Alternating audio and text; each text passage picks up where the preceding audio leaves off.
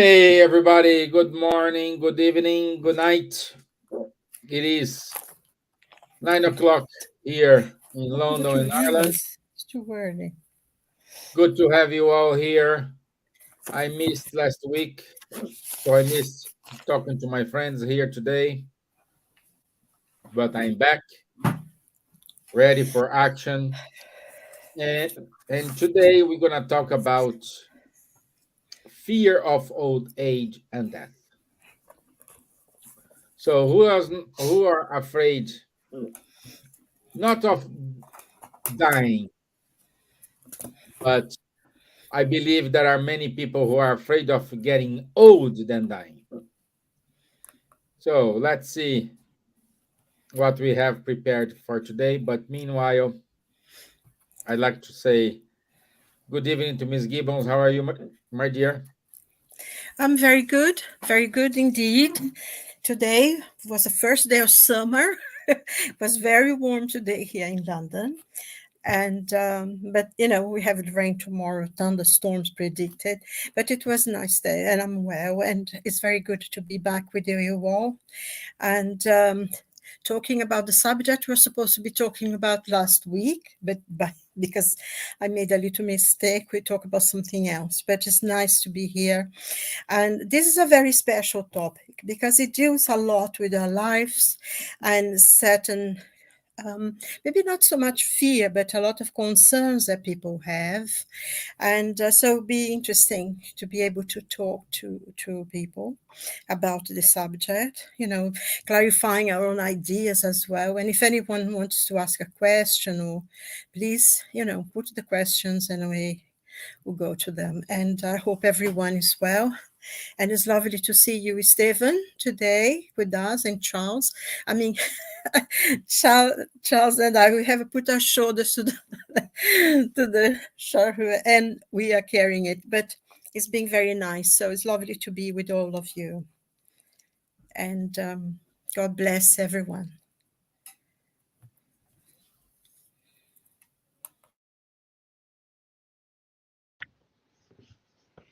You're on mute, Stevan. Sorry, I was talking here. Yeah. So let me see here. Okay, yeah. Oh, bonsoir, Charles. Bonsoir Steven, bonsoir à tous. Très heureux d'être de nouveau là aujourd'hui pour parler aujourd'hui de la vieillesse. Un sujet un peu différent, mais qui est quand même intéressant. Moi, ça me concerne un peu, parce que je suis déjà, comme on dit, dans le club des 6. Mais bon, il n'est jamais trop tôt pour y penser, pour la rendre le plus douce et le plus agréable possible. Hello, good morning, good afternoon, good evening, everyone. Very happy to be here again with you today, tonight, to talk about this subject, which is a little bit different, but which is good, because it's never too early to think about and to make, when we are getting older, the most beautiful and useful possible. And I'm also a little bit concerned because I entered already in what I call le club des six in French, the club of the six.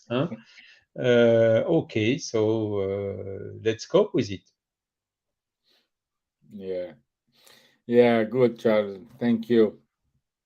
Yeah, many of us. I'm in the club of the 40s. There are many clubs.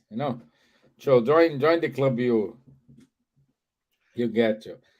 And we have our Elsa today. She's watching us from her home. Good night, my dear. We missing you a lot. So I hope you and so are fine,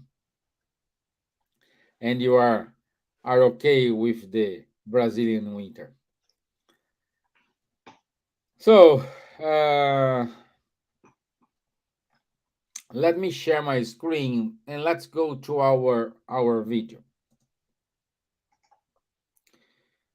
Ba-da-da-dum.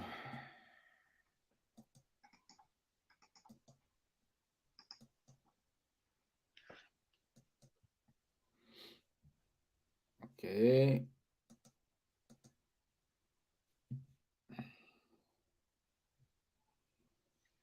We can make our lives a beautiful canvas or a dark one. It's up to us. So be encouraged every day to start again, to start anew. We can make our lives. So it's a A short short one. video. It is a short video, but a huge message. Kristen de Mello here, she's saying, we are, we can make our life a beautiful canvas or a dark one. And this is it. And this is what we're gonna talk about today. Aging is part of the human life. It's up to you decide if you're gonna age in a beautiful canvas or if you wanna age in a dark one. But in order to understand this part, before I go, I say okay, we have Luviam with us, Marco Davis. So good to have you all here, my friends. Let me see who else more. Yeah, these people, I guess these people still joining.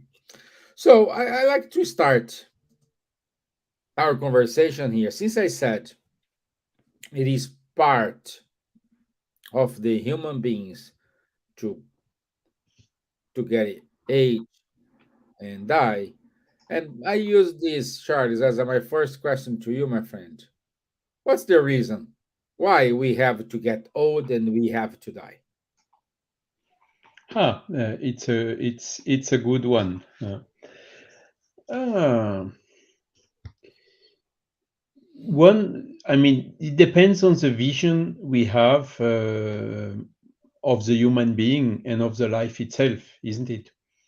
Mm, It's again this contradiction that exists between a pure materialist point of view and the more extended spiritualist point of view. When we are in a pure materialist point of view, to get older is very sad because we lose our means. We are not so nice any physically and not so strong.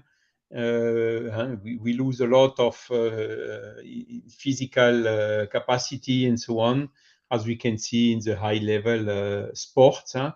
The football player or the cycling people, they are with 30, 35 years, they are already considered old. They have not the same capacity anymore as when they are younger. So in this pure materialistic point of view, most of the people see getting older as something which is very bad, and they don't understand. They feel it more as something that we have to suffer and which is not pleasant. mm, Now, if we come to the spiritualist point of view, the things are changing because the spiritualist point of view is different. We are a spirit that needs to progress. And in order to progress, one of the means is to incarnate, or to better saying, to reincarnate, isn't it? So we come and get a brand new body of a little baby, and we are growing, getting to the mature age where we are doing our experiences. And then we are getting older, and at the end we are discarnating again. This means going back to the spiritual world, because the vision of the spiritualist in the spiritualist point of view is that our state as incarnated as we are today, at least we three, and all the people who are assisting us right now through this video, they can be, of course, also some spirits assisting us, but we are incarnated. So we are in this process of learning and evolving. So we are here incarnating for the purpose of the evolution. We need at our evolution level still to incarnate or to reincarnate in order to progress quicker Albeit we can also progress spiritually without incarnating, but the progress is much, much, much slower. So we are willingfully incarnating for this progress, but our home, where we come from and where we go back, is our spiritual home. And there, we don't have all the contingencies of a physical body, the weight that we have to carry, the necessity to feed it with food, some pains, some illnesses, all these contingencies which are linked to the physical body, they do not exist anymore in the spiritual world. So from a spiritualist point of view, the incarnation is just a temporary situation, and the death is nothing else than the moment where we are freed again from this physical body.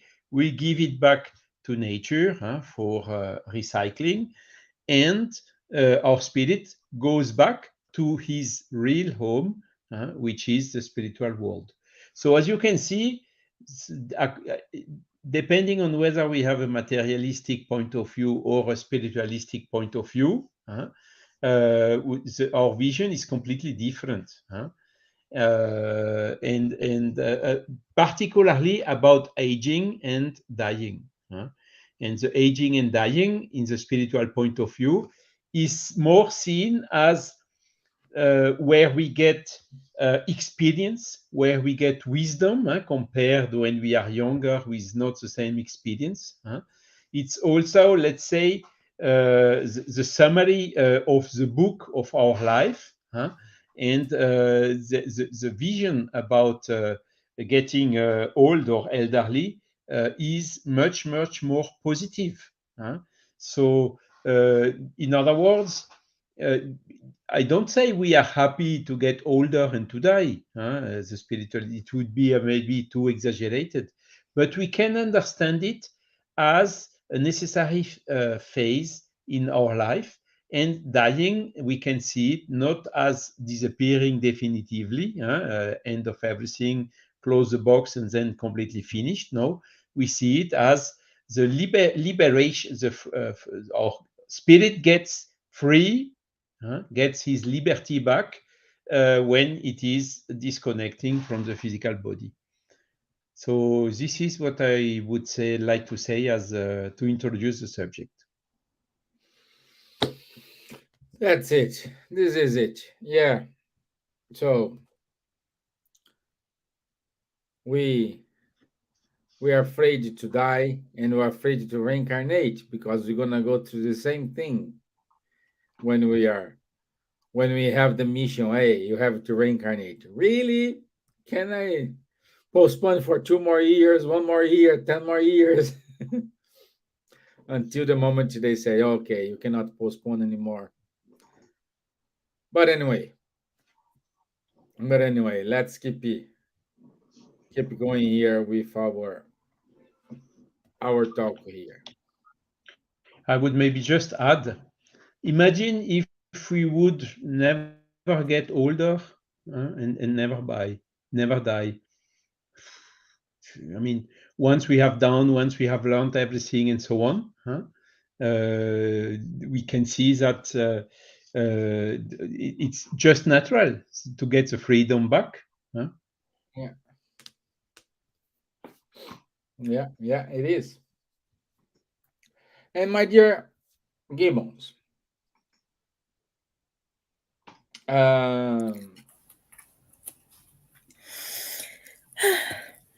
many people get fear of that. Okay, we can get that. We can live with that.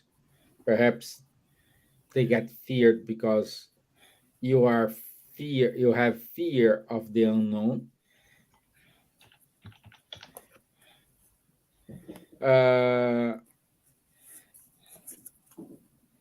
From the spiritist point of view, is death something we have to we need to have fear of? Well, continue from the explanation that Charles gave, which was quite clear.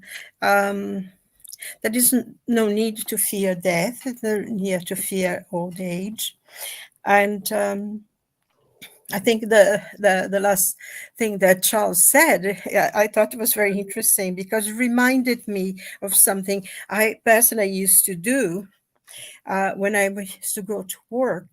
Um, in my station, there are lots of stairs to go up and to get to the platform. And I used to run upstairs. And, when I came back home, I would to run downstairs. And then, I was getting older and I don't run anymore down the stairs. And I still get down and I still go up.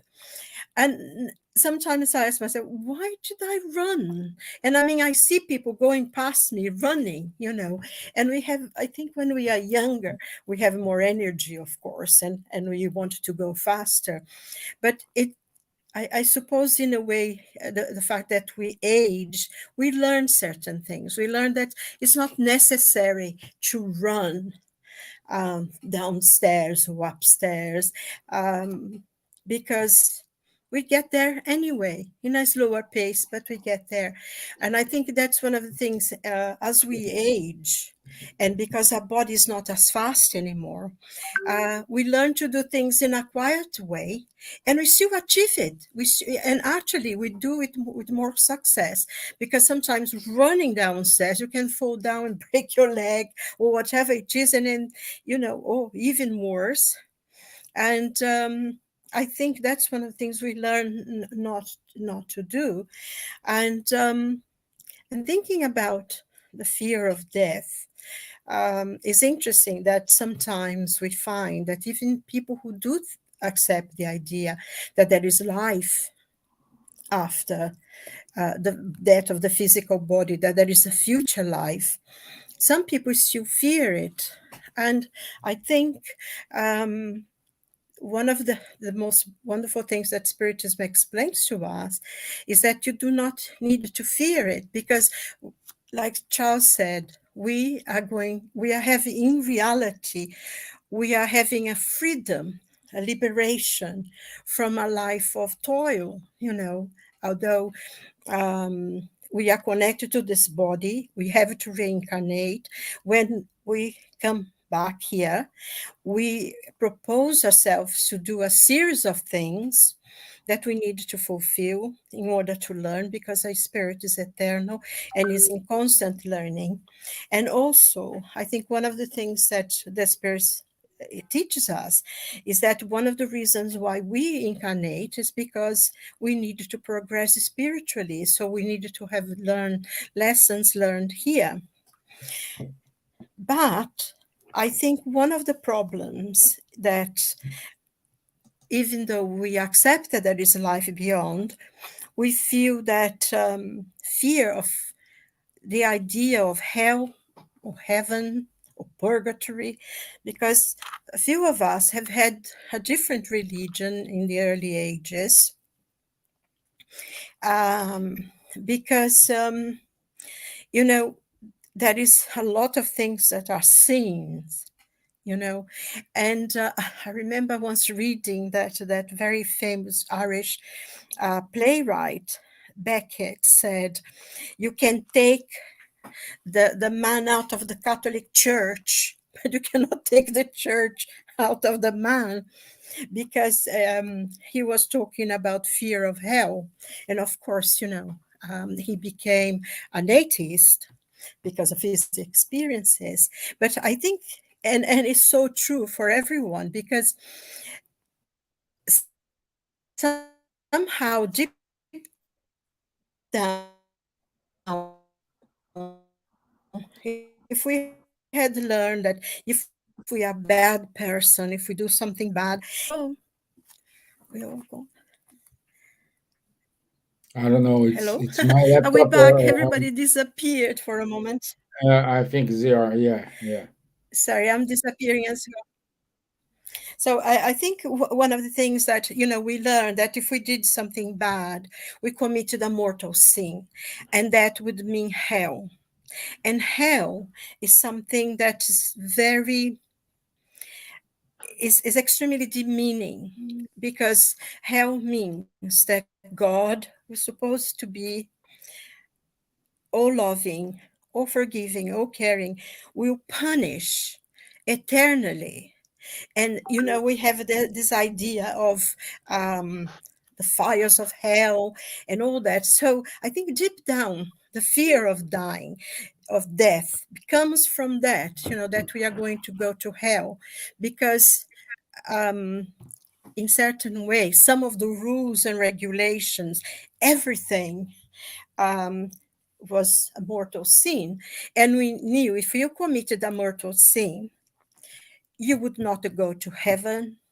You wouldn't. You would go to hell. So no matter what you did, you would always be at fault.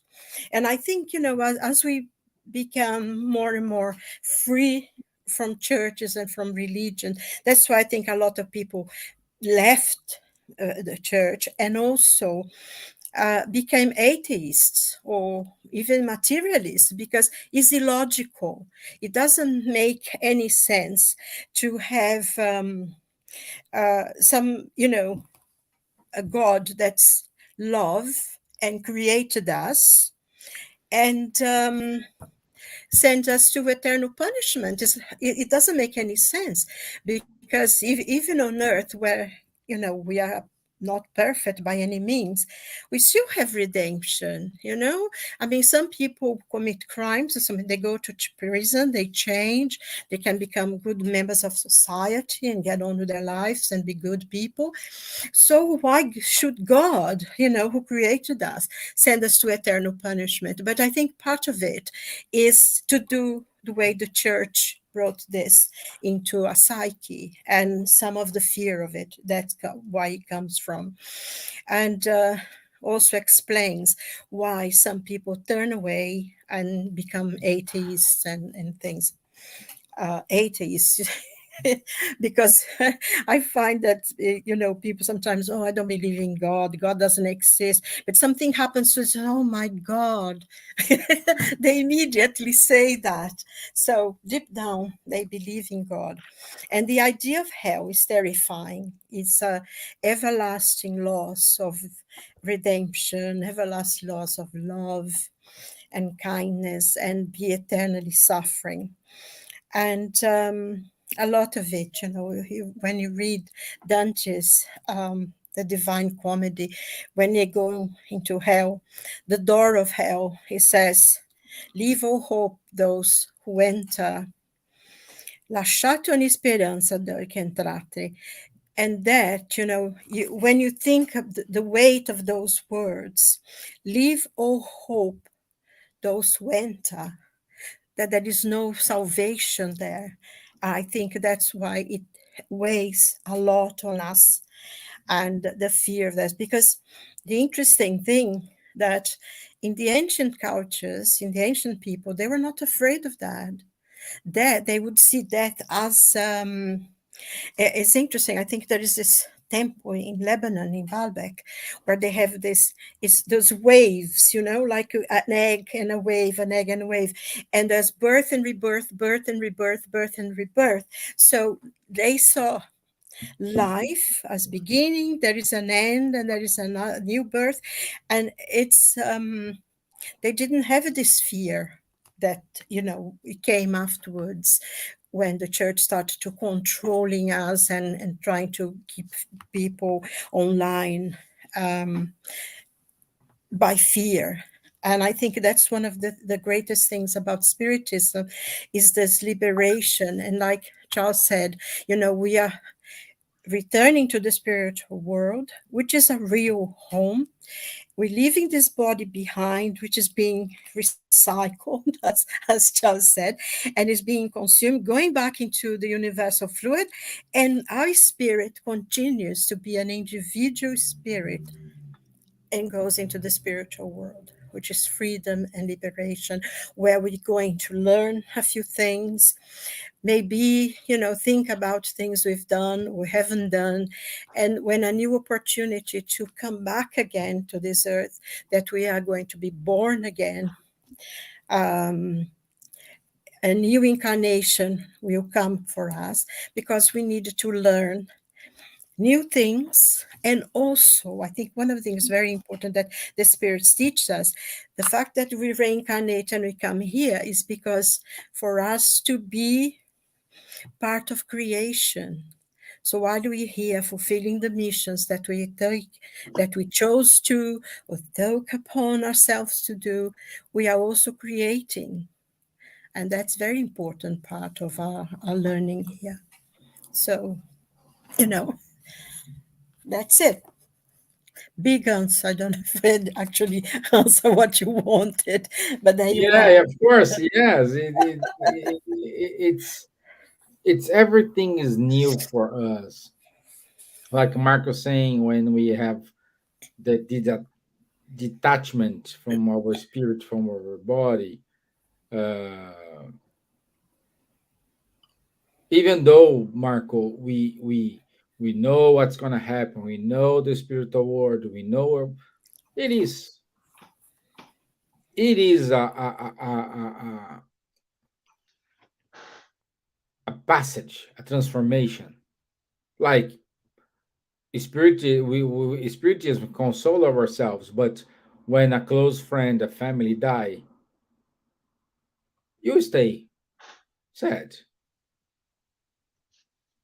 Example of this, our dear Silvia, two beloved friends of her passed away some weeks ago, and she was sad, even though she knows everything she knows. So it is part of this. It is part of this. If you read, and I do believe, Mark, you read the book No Solar, how sad was the mom. I don't remember the character, the mom of the Luis. not the other Luis, the other Oh, I guy. know. Donna Laura. Silas. Is it The Donna mom, Laura? mom Silas, Laura, she was about to incarnate. Everybody was sad. Everybody was not happy because she decided to reincarnate to help her husband. So it is a natural process. I think what you're saying, Stevan, is extremely, extremely important because sometimes people say, "Oh, you are a spiritist. You shouldn't feel because you know what's going to happen. You know people don't really die," but it doesn't make it any easier. I think what spiritism gives to us is that encouragement, is that strength. We know that the person is leaving, they are themselves missing us and loving us, and we know we're going to see them again, but that does not take away the pain of loss, because even, as you say, when we travel, like we all live abroad. I mean, Charles lived abroad, so he knows when he had to say goodbye to his parents or to Brazil, or when we go, when we come back, we know we're going to see them again and everything, but we still have that pain, the pain of loss. And I think we should honor it. Because to say, "Oh no, you're a spiritist, you know that doesn't exist. You shouldn't be afraid. You shouldn't be sorry. You shouldn't cry." Of course, you're not going to cry and call them back. We're going to have prayers, and we're going to. But the pain of loss is very, very powerful, and we need Mhm. to honor it. And just because we're spiritists and we know certain thing does not take away the pain. We have that support and that strength, and we have the prayers because we know the person who's gone is also feeling the same as we are. But I think we should honor that, because to say, "Oh no, you shouldn't be paying," is a ridiculous proposition as far as I'm concerned. So, Yeah, you know. and I think I'm gonna use your analogy. When we are going to go to our holidays, we're very excited. Well, I want to go. Well, no, but when I want to come back, oh no, come on again. No, come back to the same routine, same. It is. So anyway. Yes, but that's the thing, isn't it, Stephen? Because when we are Stevan, when we are in a spiritual world, we are there with our friends, with our families, of people, maybe families from other lives, people, friends that from this life, and we are there with them, and then we have to reincarnate. And, like you said, it's very sad to say goodbye to our friends on the other side and then come here, you Yeah. know? So it's always a process. And I Mm. think through this, I think one of the things as well, the question of feeling the loss and honoring it means that we learn empathy. We know how to console someone who's going through the same process, and I think that's one of the learnings that we have to do while in life, because I always remember there's something that Emmanuel saying in his book, 2000 years, and he loses his daughter, Flavia. He said the most painful thing is to lose a child, so I think he could understand that, and he says, yes, it is painful to lose a member of your family, someone you love. So it's important because it's part of the process of learning that we have to carry as spirits. I don't know what you think about that, Charles. Yes, I mean it's indeed true, and I lost my father, I lost my mother already, and it was really painful. But then I was asking myself, how are the persons which are materialistic coping with this type of pain? Huh? Because when you are spiritualist and you know what happens, and you even sometimes get a feeling or a little message or a little sign from the beloved one from the other side. It is a very powerful resource to cope with such separations. Albeit it is always difficult, that's true. And also the fear of death is basically we are afraid about what we don't know. But once we know, the fear is also lowering. Now, even if we know, but we didn't do what is necessary, we can even so have fear. For instance, we as spiritists, we know what we should do and what we shouldn't do. And Yeah. if we insist in doing what we shouldn't do, then we have also more motives to be afraid to suffer some consequences later on.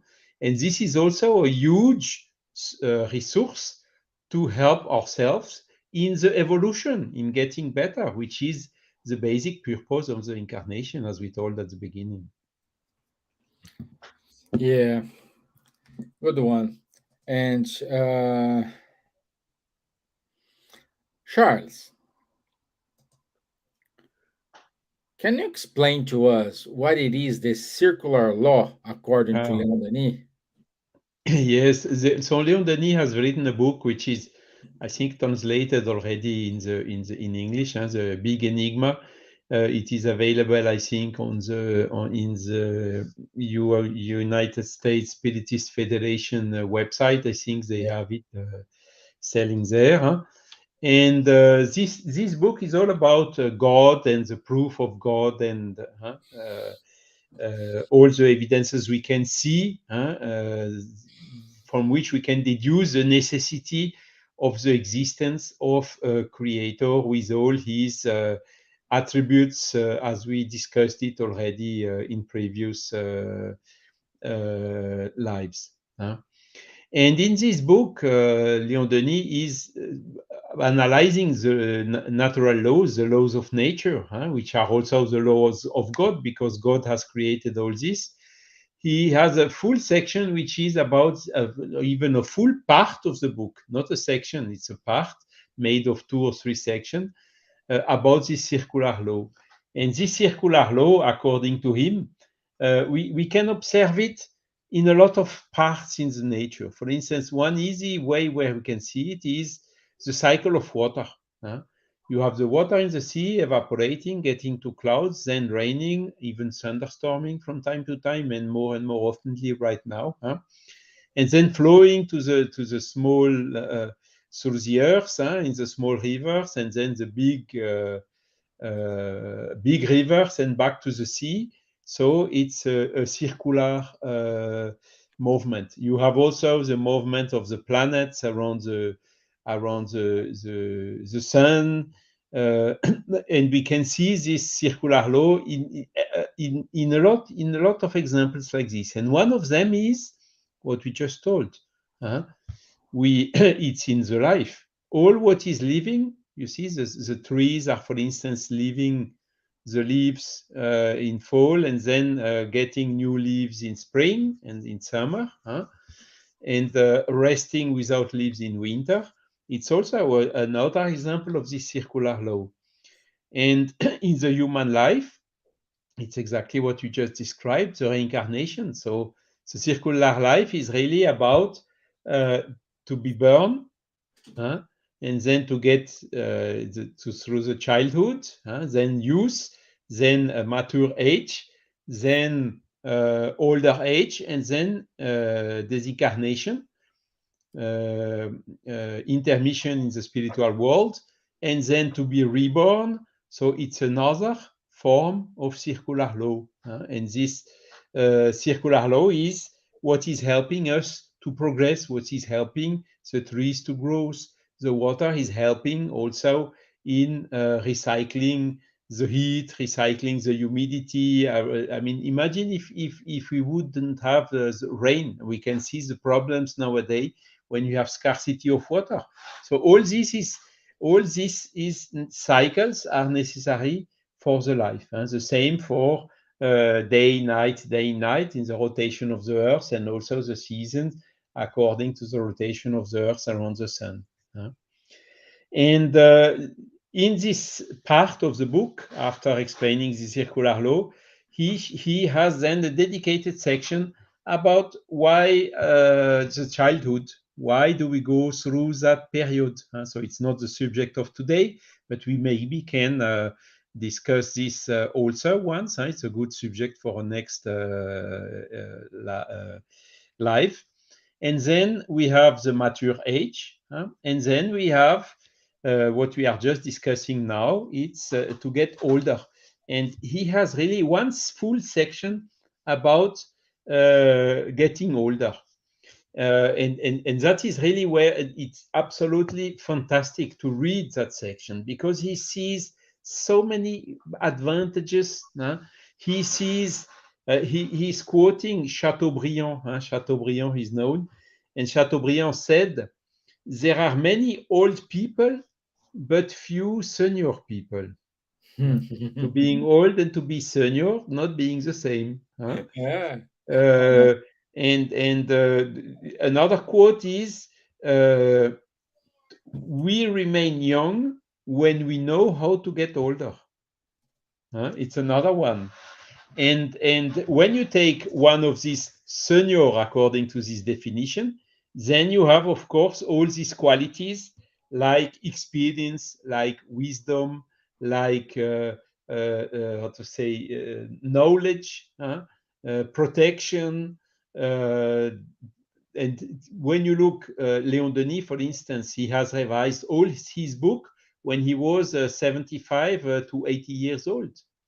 That is when he really had made a full revision of all his books, and enriching them when you compare with the previous edition, bringing more of this experience of life into themselves. And this experience of life, now, when we listen to a senior person talking about life, giving us hints, we should listen more. Because all these hints, I remember from my grandfather. I had a grandfather which was really one of these senior people, and it's amazing when I think about. He died when I don't remember exactly, something like 20 or 25 years old. How all what his presence, the education he gave us, all these hints, the example he gave us has helped me in my life. So you see, when the people see of getting older as something which is bad, something which is sad, something which is negative and whatsoever, Leon Denis is protesting strongly. This is absolutely wrong. No? It's exactly the opposite. It's exactly the opposite. And he's developing then all these notions in the full in this part of the book. And it's so amazing that here in France we have made a separate booklet called the old age, that we are distributing for free in order to help the people with these notions and seeing this older age as something positive, as something fundamental for the purpose why we are here, which is the evolution. Wow. I think it is amazing, isn't it? Because in the old cultures, the old people the elderly used to be respected, isn't it? They used to be the people where the tribes would go to. They believed they held the knowledge and they had the wisdom because they had the experience of life. And I think that's one of the weaknesses of a modern culture now, that somehow we turned and everything's for the youth because we know the youth will be the future, but at the moment they don't have enough experience. But we've turned things upside down, and everyone wants to be very, very young all the time, go to surgery and all that kind of thing. And somehow we lost that. And we should really go back, because I think like you, Charles, my grandfather used to be an incredible man, very simple man, very great faith in his heart. And he used to tell us stories, and he used to tell us things. And I remember sitting with him. I still have memories of being sitting with him, listening to things that he would tell us. And it really enriches your life and guides you, gives you strength at certain points, And I think this is very, very important to honor age and experience. Not make people feel that they're useless, they're not good enough anymore because they reach a certain age and they are now dependent. And I think we have very much this kind of culture now. But that all that experience, we need to pass it on to the others who are coming. Yeah. And Leon Denis has also some very nice images, for instance, because when you get older, we get a little bit, how do you tell that in English? Bend a little bit. Yes. Bend a little, and he's saying the head is bending towards the heart. Yeah. It's absolutely fantastic, the expression he uses. Yeah, I like that. But And also, I see the comment of Faye. She is also saying, senior, she's calling it mature age, which is one in which yearly years also appear for reflection and understanding. And it's exactly like this. yeah. Beautiful. Beautiful.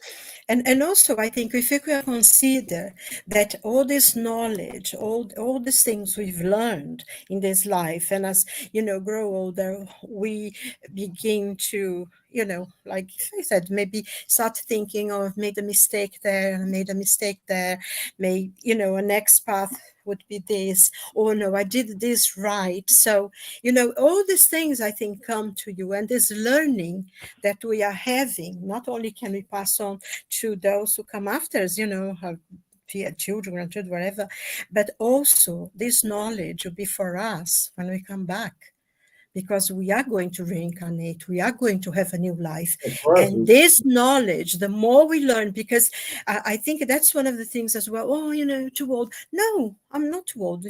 While I still think when I can learn something, I'm going to try to learn, because this will serve us well in our next life. So that is a point there to think as well. You reached a very good point, my dear, because we're seeing a lot of people. They are, I don't know, 60s, 70s, even 40s, high 40s, their mind don't feel like I'm having 60 years old, I am 70 years old, I'm 80 years old. Their mind, they are much younger, and they are full of energy.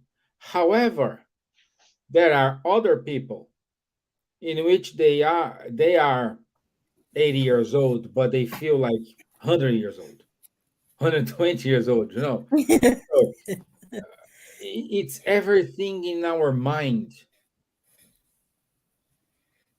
I believe, for example, if okay, I'm getting old, I do have some limitations. You don't want to have, for example, the same flexibility you had when you were like a 16, 18 years old.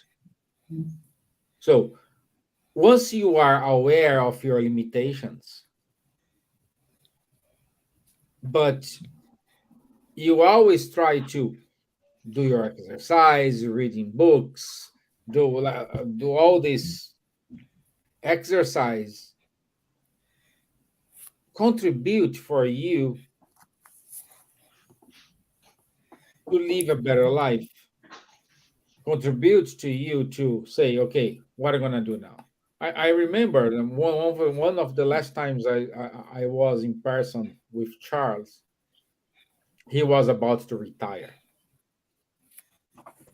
And he said to me, remember that you showed me in your laptop, see how I know when we retire. I said, oh, we're going to retire. No, but I have a lot of things to do.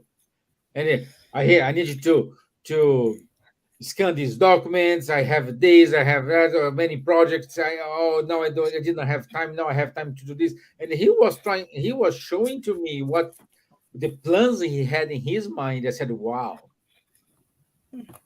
that's an example. Charles know his limitations.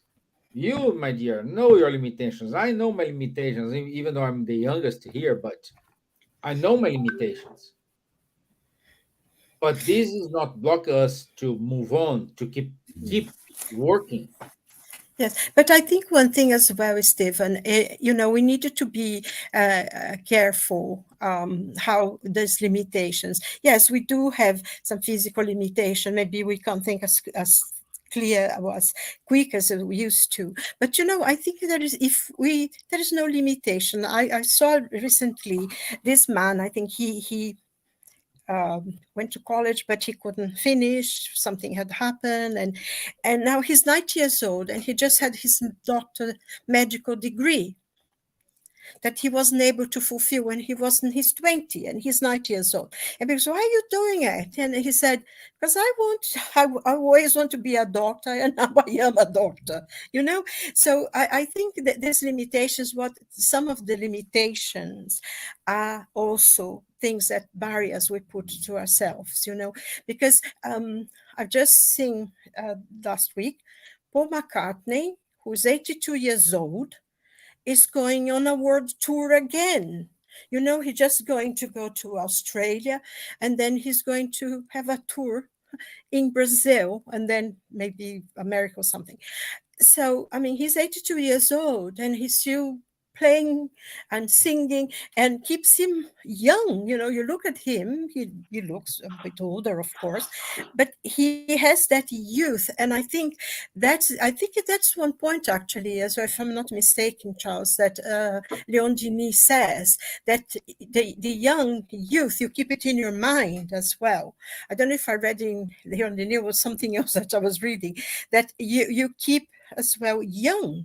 If you think, no, I can do it, of course, you won't be able to do certain things, but I think we needed to be aware as well if the barriers is the real limitations, or if we are giving excuses to ourselves. Because if our mind is young, even though our body cannot move, we are young. And when you think about Stephen Hawking, that was paralyzed from his ear down, whenever he talked and everything, he was so young. He never left that youthful thing. And I think that's what we need to feel, because our spirit is young. We're just starting. So the body's getting old, but the spirit is quite youthful. So, just not to try to limit ourselves, be careful by all means, but you know, see what we can do and do it. You told when we are getting older, we do the things slower. But by doing slower, we generally do them also better because we think more before doing the things. And another big advantage Leon Denis is stressing is you simplify the things. It's no more this run, workaholic, whatever, and so on, Mhm. to get more and more and more and more. When you are older, you have a trend, huh? To be satisfied with what you have, and to make the things simpler. So it's like a beginning of the spiritualization, in a certain way. And this simplicity is also one of the big advantage, of being older. Yeah, yeah, And you it's told about you quoted some examples, but I was expecting another example from you, Silvia or Stevan, who are coming from Brazil. It's our friend Divaldo Pereira Franco, which is 96. Huh? yeah, yeah. Yes, It's and stronger. somebody else. I mean, not only the age, but Raul Teixeira. I've seen. I mean, he doesn't speak as fast as he did, but he, I saw a talk, and he had a stroke and he was paralyzed, and he's fighting. He's fighting the limitations that the disease put on him.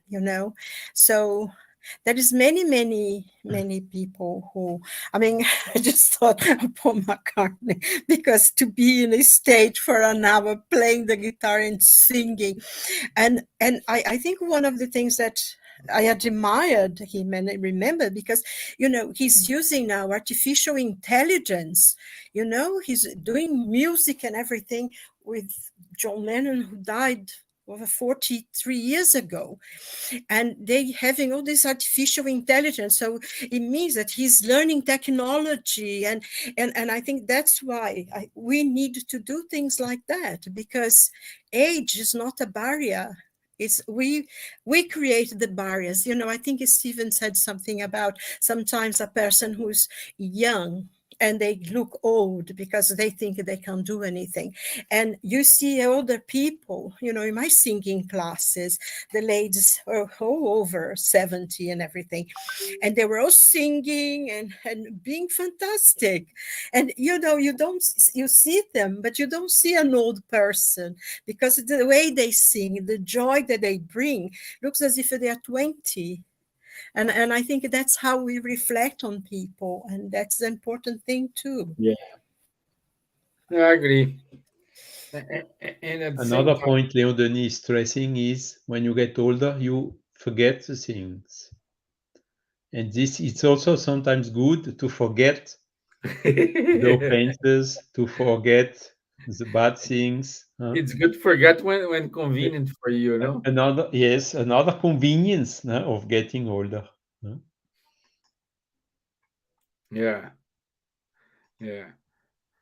Well, it's good to just see that we need to everything is in our mind. Everything is in our mind. And even though when we are in a spiritual world, it's still in our mind. That's the only thing we're gonna take with us. Like Charles says, there is the coffins, there are no drawers. So you will have your knowledge, and you will have whatever you need with you anytime, anywhere. Doesn't matter if you are incarnated or discarnated. I bet the knowledge you have, it is everything you need to keep going to progress.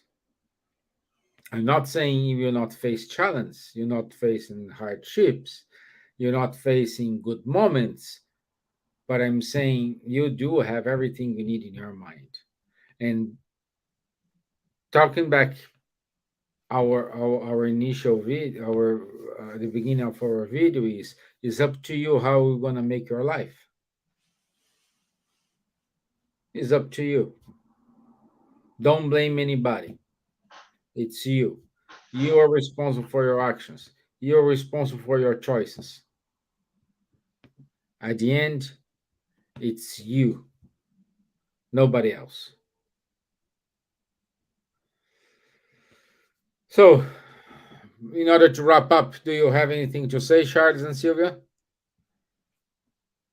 Hoping we have covered the subject to the satisfaction of all the listeners.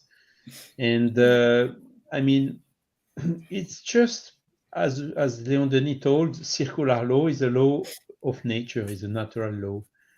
And if God exists, which is And he our does. principle, basic principle, he must be perfect, because otherwise you could imagine something more perfect, and that would then be God and not God. All this reasoning about the attribute of God. If all what God does is perfect, this circular law and these phases, including when we are getting older, is useful, and it's also perfect. It's exactly what is of best help to us for our evolution towards the happiness, until we reach that level of evolution where we do not reincarnate anymore. So in that case, if we don't reincarnate anymore, in a certain way, we are old spirits, which do not need to incarnate anymore. And that is exactly where, when we reach the level of good spirits, awaiting the level of becoming pure spirits. Yeah, good. And I can see here Katja Wabesco Buffin. Oh, hi, my dear. It's good to have you. A long time we don't see you, but you, we are glad you are here. So thank you for being here with us. I hope you are okay. So,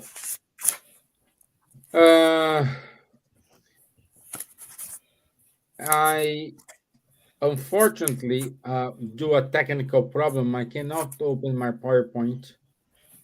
During the the talk here, I was trying to open it, didn't open. So something happened here. Unfortunately, I cannot show our announcements. Elsa will be very disappointed with me. I'm sorry, my dear. I tried, I updated, but now doesn't open. So I don't know why. So don't forget, next Wednesday, it is 31st. Next Wednesday, 31st. 31st. Yeah. No, the 30th. 30th. The 30th, yes. Yeah. So next week, 30th of August, we'll be here, 9 p.m. The topic, uh, we will talk about the reincarnation, the returning to physical life. So we will discuss a little bit more about why we have to reincarnate, what we expect for, why people get sad when you say, "Oh, you have to reincarnate." So this is the topic for next week, and I hope to see you all. And stay tuned with Cardiac Radio. Stay tuned with Buzz events, uh, ISF events, the francophonic movements as well. It's plenty of activities there. So stay tuned with them, and we'll be here. I'll see you next week, and reach us out if you need to. Yes, and hello and goodbye. It was nice to have all these people. It's nice to have Elsa there as well. and hope she's well. And maybe one day she can come and participate here rather than on the question things. And next week, talking about, I think it's important because the idea is to see how it is physically, how the reincarnates, how the bodies, and also memories and things. So it'll be interesting, and we look forward to having everyone. It's nice to see their face there as well. Hello, Faye and Katya, and hello, everyone, and Mark as well. I saw his name. So have a good week, and God bless you all. Yeah. Merci, Charles. Merci à Don't get vous. too warm there. Plenty of water. Yeah. But it will end soon, I think. The storm you have in UK is coming here in the coming 2 or 3 days. So Yeah. Good. it will be Okay. more breathable. Yes. See you. Thank you very much, my dear friends. All the Thank best. you. Thank you. Have a Bye. nice day. God bless Bye-bye. everyone. Bye, Lou. Bye.